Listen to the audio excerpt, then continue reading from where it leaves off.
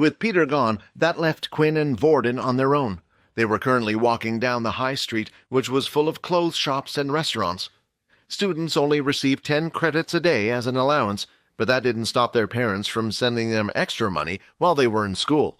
The richer students were free to spend and buy whatever they liked, and sadly the richer students were usually the stronger ones as well. Although the city didn't open up to any regular civilians, it was still open up to all the workers. The city was full of military personnel, but not all of them were soldiers. There were still cooks that were needed, admin staff, engineers, building workers, and even general people who would run the shop. They had all been granted special access from the military, and in return were given nice living accommodations, and didn't have to worry about life on the outside world. So although they worked for the military, they weren't required to be relied on for fighting unless absolutely necessary. While the two were walking, Quinn couldn't help but think back to the fight between Vorden and Momo. "Hey, Vorden, I know you said your ability resets every day, but you never said you could wield 2 abilities at once," Quinn asked. "Didn't I?" Vorden said with an awkward smile. "Well, there are some in my family that can even hold 3. "Really? So how does it exactly work?" "Well, if I told you our family secrets, Quinn, you would have to become a part of our family. Either that or I'd have to kill you." For a second there was an awkward silence between the two, as Quinn wasn't sure if Vorden was joking or not. "Relax, will you?" Vorden said. "But yeah, I honestly can't tell you anything. You know Original's rules and all." Vorden belonged to one of the original families that had decided to keep their ability within their family, meaning the only people that knew how to copy other abilities were the Blades. Of course, Vorden wasn't allowed to talk to anyone about their ability. "Yeah, sorry about that, but if you don't mind me asking, if you copy an ability you've never received before, how are you able to fight with them so well?" "Let me show you something," Vorden said. The two of them continued to walk down the high street, which was filled with shops, until Vorden eventually stopped just outside a game store. The two of them headed inside, and there were all types of games filled on the shelves. At the very back of the shop was a VR pod for people to test out before they bought anything. Just like everything else, even the gaming technology had improved significantly after the war. Then Vorden pointed at the VR capsule. "You see that thing? I grew up playing on that." "What?" Quinn thought. But then Quinn remembered Leo mentioning something about a VR game that was popular between students. He said if he wanted to get fighting experience, it would be good if he played a certain game. Is this what he was talking about? "There's a popular game played in the outside world and within the military schools called Power Fighter. The game is simple. It gives you an open, empty room and the two of you fight until one loses. Although it sounds simple, the game itself is used to help people train. The VR capsule can record all attributes of your body. Anything you do in the real world, you can do in the game. The only thing that it can't do is record your ability." Vorden then walked up to the capsule and touched the front of the capsule where there was a round ring. A holographic display appeared with the game's setting on top. Vorden then placed his hand on the holographic display, and a notification sound was heard. "Welcome, user ID VB copy," the machine said. As Vorden logged into the game, his user ID's information could be seen, along with a dummy model of his fighter, which looked nothing like Vorden. It displayed the total number of fights Vorden had, and how many wins and losses. Although Vorden quickly went from that screen on to another, too quick for Quinn to see anything. Then Vorden was suddenly on an ability tab. The list seemed almost endless. "Wait, I thought you said the game couldn't record your ability," Quinn asked. "It can't, but so the game was even more realistic, and so it could be used as a training tool, it uploads into its database every ability that is shared out there in the world that we know today. Of course, only the ones that are made public.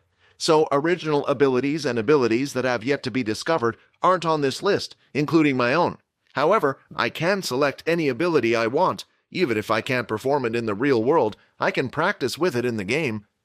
Quinn finally understood how Vorden was able to become well adverse with multiple different abilities.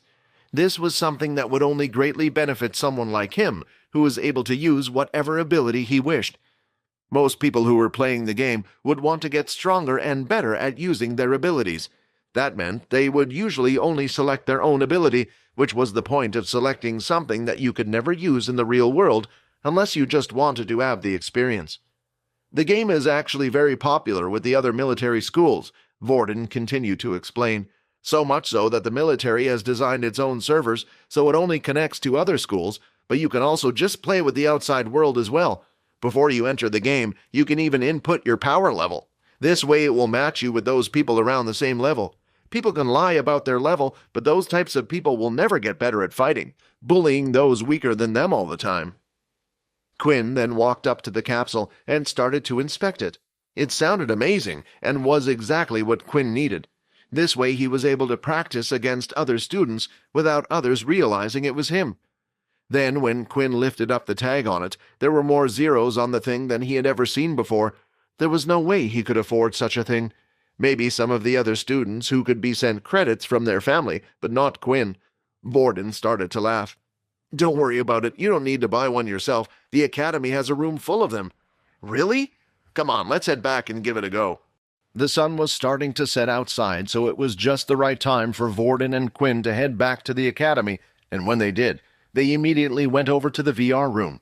Just like the capsule in the shop, it was a room filled with rows and rows containing capsules, and off to the side was a small shop and counter where students were able to buy snacks and refreshments. The room was currently packed with students, just as Vorden and Leo had said. The game was incredibly popular. Looking at the excitement in the students' eyes and faces, Quinn started to feel upset. It felt like there was a world he never got to experience growing up just because he was poor. The two of them went up to the front counter that was stationed next to the small cafe. "Hi, we would like to rent out 2 capsules, please?" Vorden asked. "A single capsule will cost you 10 credits per hour," the female replied. Hearing that number made Quinn gulp. For some reason he had expected the capsules to be free, but of course they would have to pay to rent them. With Quinn's 10 credits he received a day, at most he could play the game for was an hour a day. He didn't need the money for anything else. After all, the school provided the accommodation and 3 meals a day for them. "All right, are you ready?" Vorden asked. "Huh? What did you pay?" "Yeah, don't worry about it. Come on, let's go." The woman behind the counter had handed Vorden 2 tags numbered 23 and 24. The two of them walked around the room until they had found 2 capsules next to each other. They both had large numbers displayed on the front of the capsule in big bold ink. "Here we are," Vorden said. "With these capsules, they're only able to link to the military servers. You can find with others from the schools, but you won't be able to connect it to the normal servers. You will need to buy your own capsule for that. When you log into the game, you can play as a guest for now, and just search for the ID VB copy and join my room when you can." With that, the two of them slowly climbed into the VR capsule. When the machine sensed they were both comfortably inside, the capsule lid slowly started to close in on both of them. Then, before they realized it, their minds were completely transported to another space. Hi, Quinn here. Wondering what happens next? If you want to jump the queue and unleash all episodes, click on the link here and install the Pocket FM app.